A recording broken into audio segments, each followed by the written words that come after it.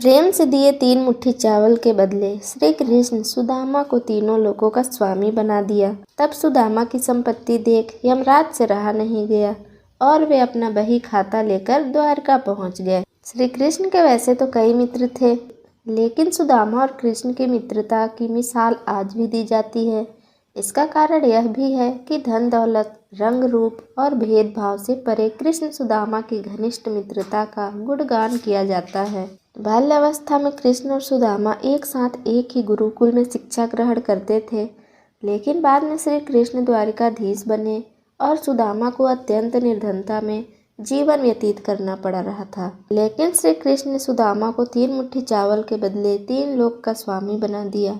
सुदामा की संपत्ति देख यमराज अपना बही खाता लेकर द्वारिका पहुंचे और श्री कृष्ण को नियम कानून पाठ पढ़ाने लगे। यमराज द्वारका पहुंचे और श्री कृष्ण से कहा, क्षमा करे भगवान, लेकिन सत्य तो यह है कि यमपुरी में शायद अब मेरी कोई आवश्यकता नहीं रही, इसलिए मैं आपको पृथ्वी लोक के प्राणियों के कर्मों का बही खाता सौंपने आया हूँ।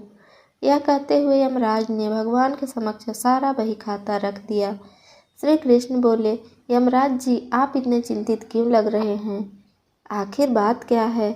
यमराज ने कहा, भगवान, आपके क्षमा कर देने से अनेक पापी यमपुरी नहीं आते, बल्कि सीधे आपके धाम चले जाते हैं।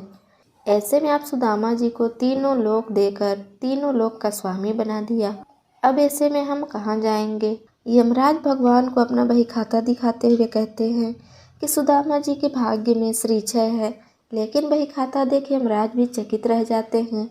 सुदामा के भाग्य वाले स्थान पर श्रीक्षय की जगह यक्षश्री लिखा होता है। दरअसल खुद भगवान श्री कृष्ण अपनी लीलाओं से अक्षर को बदलकर श्रीक्षय की जगह यक्षश्री कर देते हैं। यक्षश्री यानी कुबेर की संपत्ति। इसके बाद श्री कृष्ण यमराज से कहते हैं, यमराज जी, शायद आप नहीं जानते कि सुदामा ने मुझे अपना सर्वस्व अर्पण कर दिया था।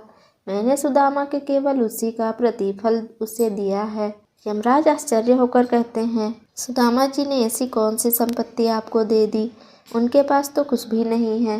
भगवान बोले, सुदामा ने अपनी कुल पूंजी के रूप में मुझे प्रेम स्वरूप चावल अर्पण किए थे, जिसे मैंने और देवी लक्ष्मी ने बड़े प्रेम से खाए।